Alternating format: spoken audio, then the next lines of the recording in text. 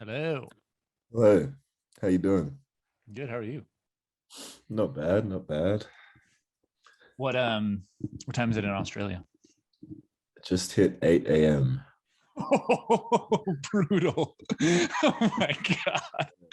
I'm early here for you. Oh my God. I am grateful. Wow. Man, it's an honor. Well, it's an honor for me. I love the album so much. Um, Thank could I have you introduce yourself? Could you introduce yourself? Hello, my name is Genesis Owusu, straight from Canberra, Australia. 8 a.m. 8 a.m. baby, bright Rise and early. and shine, man. Well, thank you for smiling with no teeth. And I think that one of the things that I really like the most about the album when I'm listening to it, and I'm like, what makes this special is I feel like you are so comfortable behind the mic. I like this is a man who is in control, you know? Um, Yeah, yeah. I feel that confidence. I'm like, this is a natural born performer. Do you feel that you are a natural performer? Yeah, I would say so. I think it's really interesting for me and for other people because it's like in everyday life I'm actually quite like introverted and I'm pretty Mm. quiet and I just chill, stick to myself and like tight knit friends for the most part. But it's always been like when I get on stage or like when there's music and I'm at a party or something, like it's just like a switch gets flipped and it's like on some Clark Kent to Superman type thing, like yeah. So yeah, it's natural, but it's a weird phenomenon that I haven't even been able to grasp myself. That's interesting. Do you have like an example of a time when you were like you realized that you enjoy being in front of a crowd? Um, there wasn't like a poignant like this is the aha moment or anything, but like even when I was younger, when I was like 13, I was in this hip hop dance crew. And I started performing in front of like school size crowds, and then we went on and did like international competitions and stuff in front of like thousands and thousands of people and stuff like that, which is nothing that I had ever thought I'd be doing prior to that. Mm-hmm. But yeah, I don't know, it's just music, man. It's just music. It hits different. Yeah. Tell me about this hip hop thing that you were with that was performing in front of thousands of people. How did you Yeah, I get was just involved in this? What is it? it was just this dance crew that I was in when I was like an early teenager. Um, we were called the Avengers. um, we were a hip hop dance crew. We were called the Avengers because every one of us were good at different things. Like I was into like popping and locking at the time. There was like a b-boy in there, so on and so forth. And we all just came together when the world needed us most and became the best dance crew ever.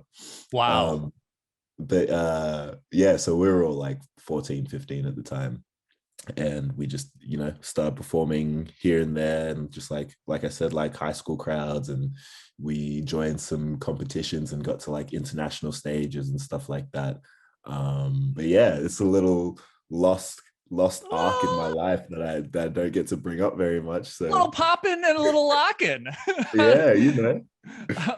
Where did you learn to dance? Just by myself, just self-taught. I was really into like Poriotics and like America's Best Dance Crew. So I was like just watching them and just teaching myself. Dang, I was like, as I was like, as I'm listening, and I'm like, because I feel like you're so confident behind the mic, and I'm like, this would be such a great live show. I just know that it would, and now that I know that you're a master popping and locking, I think that that would probably even more of an incredible one. Have you been able to tour at all? I'm actually touring in like a week, Mm. all around Australia. we've got like 22 shows around Australia, which is really crazy because obviously there's been like nothing Yeah. since COVID. Yeah. Um, so yeah, it's pretty daunting, but it's pretty exciting as well. That's sick. Are They're you super sold out, all sold out. So like the love and support has been there, which is crazy. are you breaking out the old moves? I'm breaking out new moves, man. We keep it moving, Okay. man. We keep Okay. it moving That forward. makes sense. In the song, the first song that I listened to was Don't Need You. And I was like, this song is funny. It is it is a funny song. It's like it has so much attitude. And I think that it's really, and I think there's just like lines in there that are devastating, like devastatingly like petty. And, and also like devastatingly insulting and funny. What is the role of humor in your music?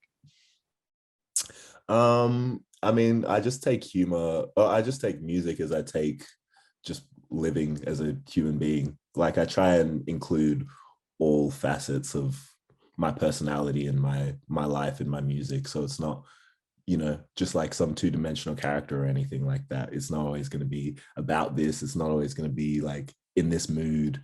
Just as I can like laugh and cry and sing and dance in the same day, I want to express that in my music as well. So, yeah, Do you that's it.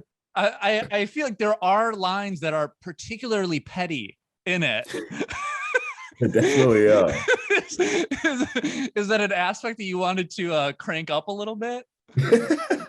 Yeah, I mean, I didn't really think about it that much. Maybe I'm just a petty person on the inside, Who like what is there an artist that you look to that has like kind of like a sense of humor or tone that you are similar to or like? I wouldn't say similar to, but there's like Kanye used to be really funny. Like his humor was on like a different kind of wavelength to me. Like his humor was kind of gross at times, just like, but he was like really like poop joke funny. Like in the early days. Still Like kind of, what is an example or something that you thought was funny from him? I can't really think of them off the top of my head, but I just remember hearing some lines that were really like high school humor. I'm like, damn, I can't believe this guy is making like some of the greatest albums of all time. Dude, he still does that. Um, I saw a lot of this album is it Kirk and Jay Callanan? I never know how to Kieran, pronounce it. How is it? Kieran J. Callanan. Kieran. I Yeah. saw him at South by Southwest one time, and it was like in a tiny room. There's like 30 people there, maybe 40 people, and he put on a performance like it was like he was, on Broadway or something like that. And I was like, who is this man? Um, uh, and how do I get more? And also because he is such an extravagant performer and also is incredibly funny as well. How did you two get along, or how did you two meet? We met um we met the day we started making the album, actually. Um Interesting. we I'm a type of artist that like just like every other human being, like I have a comfort zone. But I kind of just hate being in that comfort zone. I hate Mm. staying in things that I've dwelled in for what I feel is too long. And my manager kind of caught that vibe as well. So I'm like, I want to make new music, but I want to do it in a completely different situation than I've been doing it. And my manager's like, okay, let me try and help you with this. And he kind of put together this band of just like crazy musicians that I'd never met before. And I literally walked into the room and we started jamming. And then this album was created from that. Wow. And that's how I met Kieran. But ever since that, me and him have been great friends. We're both pretty equally weird, but in completely different ways. And we just kind of bounce off each other a lot. Um, How would you I feel like describe you can hear a lot of his personality in certain songs, like Drown, especially. And we kind of just bounce off each other's energy. how would you describe his weirdness, and how would you describe your weirdness? I don't know how to describe my like. I think what you said, where he's very Broadway. If Broadway met like X-rated, like hardcore pornography, that's kind of Kieran J. Callanan. Um, I don't know. Excellent. My one is just like if the weird like anime kid in high school somehow turned out to be super popular one day. That's kind of like my strand of weirdness. I see that, and a bit of this album that I keep on reading about, and I'm like sure that you've talked about it, but it's just so juicy.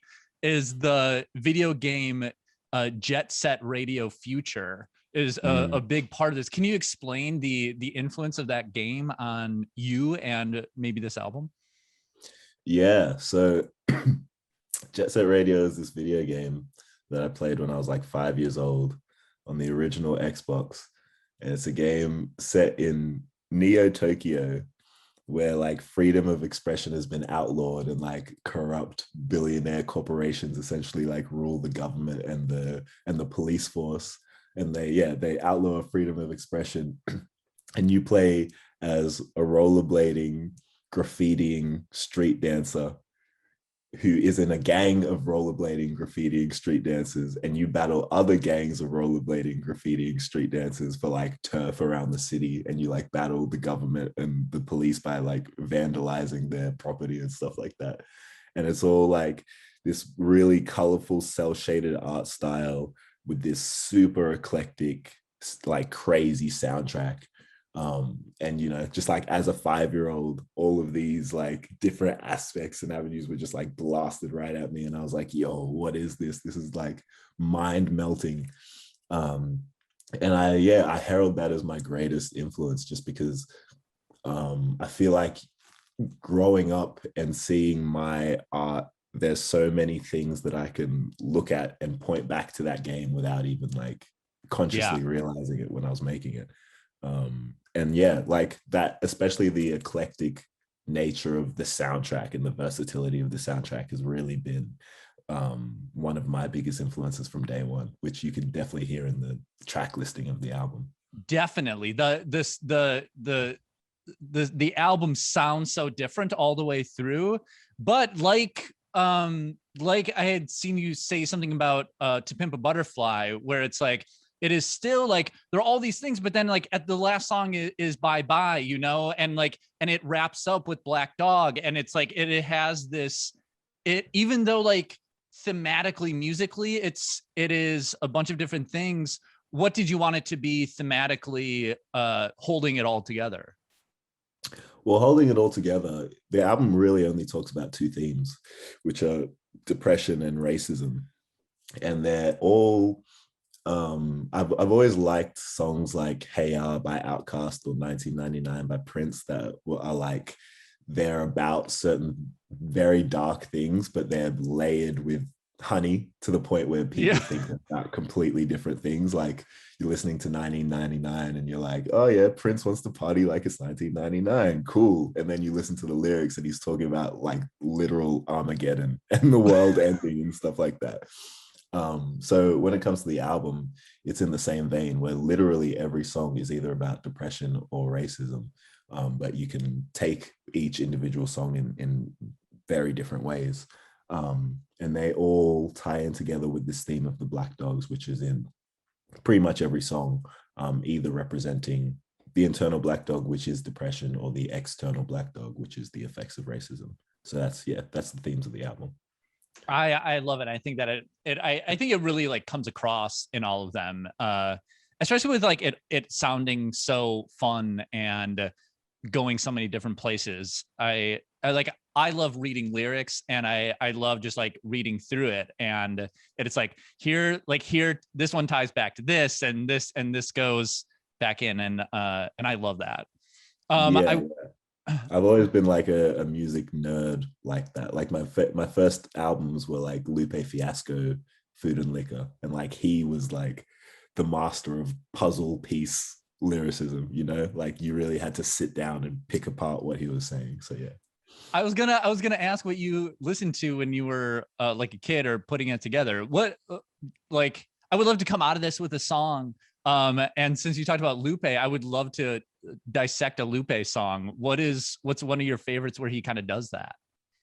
Um, I think one of the ones that like mix between like crazy but also accessible is like Superstar from The Cool, where you kind of think he's just talking about like the pitfalls of fame and stuff like that, but he's actually talking about like a man trying to get into the gates of heaven, but like it's ambiguously themed as like the entrance to a club, like he's trying to get into the club, but if you deepen like pick into it deeper, he's like trying to pick into the gates of heaven or something like that, which is really crazy.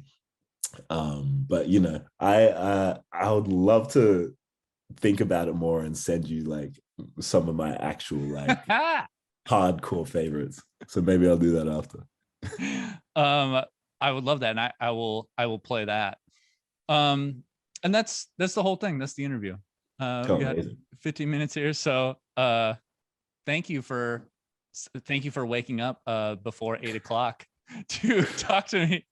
You're And thank you welcome. for smiling with no teeth. It's such an enjoyable album from front to back.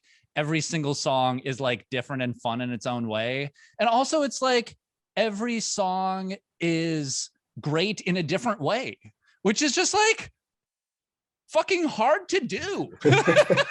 It's like you can do one thing good a bunch of times, or like have a thing that's good, but to be like so consistently good at so many different things, I think is super impressive, and that's what makes it like stand out as an album for me. So Thank you. I appreciate it a lot. I'm glad you enjoy it. right on. Have a fun rest of your day, and thanks for doing this with me. All right. All good. Peace, All right, man. see you, man.